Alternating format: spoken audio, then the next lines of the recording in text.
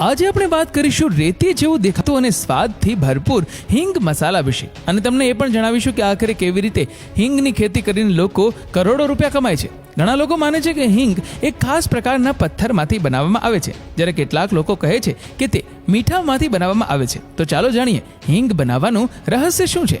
આ ઉપરાંત તેનું સેવન આપણા પાચન તંત્ર માટે ખૂબ ફાયદાકારક માનવામાં આવે છે. દોસ્તો, સૌ પ્રથમ તો હિંગ ન તો કોઈ પથ્થરમાંથી બનાવવામાં આવે છે કે ન તો મીઠામાંથી બને છે. હિંગ આ પ્રકારના દેખાતા છોડમાંથી મેળવવામાં આવે છે. હિંગના છોડ લગભગ સરસવના છોડ જેવા દેખાય છે.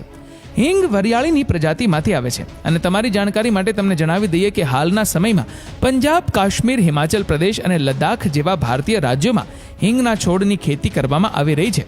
પરંતુ માત્ર ભારતમાં જ હિંગની ખેતીથી સમગ્ર ભારતમાં હિંગનો પુરવઠો પૂરો પડતો નથી. તેથી જ આજે પણ ઈરાન અને અફઘાનિસ્તાન જેવા દેશોમાંથી દર વર્ષે લગભગ 1200 ટન હિંગનો કાચો માલ ભારતમાં નિકાસ થાય છે. તો ચાલો જાણીએ હિંગ કેવી રીતે તૈયાર થાય છે.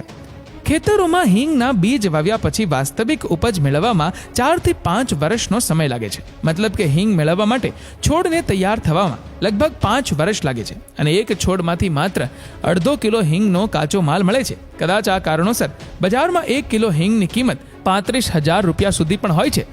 દોસ્તો, છોડના ફળ કે પાંદડામાંથી હિંગ મેળવી શકાતી નથી. વાસ્તવમાં હિંગનો કાચો માલ છોડના મૂળમાંથી મેળવવામાં આવે છે. તેથી જ 4-5 વર્ષ પછી હિંગના છોડ 1 થી 1.5 મીટર ઊંચા થાય પછી જ છોડને જમીનની સપાટી સુધી કાપી નાખવામાં આવે છે, અને છોડના બાકીના મૂળને જમીનમાં દબાયેલા રાખવામાં આવે છે, જે પછી જમીનની અંદર રહેલા મૂળિયા પર કટ મારવામાં આવે છે, જેના કારણે મૂળમાંથી સફેદ રંગનો જાડો ચીકણો પદાર્થ બહાર આવે છે, અને આ પદાર્થ હિંગ બનાવવા માટેનો કાચો માલ છે.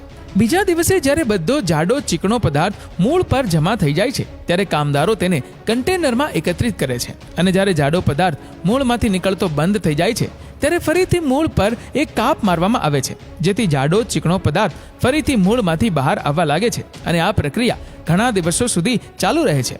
પરંતુ હાલમાં જે હિંગનો કાચો માલ કાઢવામાં આવે છે તે ખૂબ જ સખત અને સ્વાદમાં ખૂબ જ કડવો હોય છે. તેથી જ તેનો કડવો સ્વાદ ઓછો કરવા માટે કોર્ન સ્ટાર્ચ અથવા ચોખાનો લોટ ઉમેરવામાં આવે છે. લોટમાં ભેળવવાથી હિંગનો કડવો સ્વાદ ઓછો થઈ જાય છે, અને હિંગનો સ્વાદ પણ સામાન્ય થઈ જાય છે.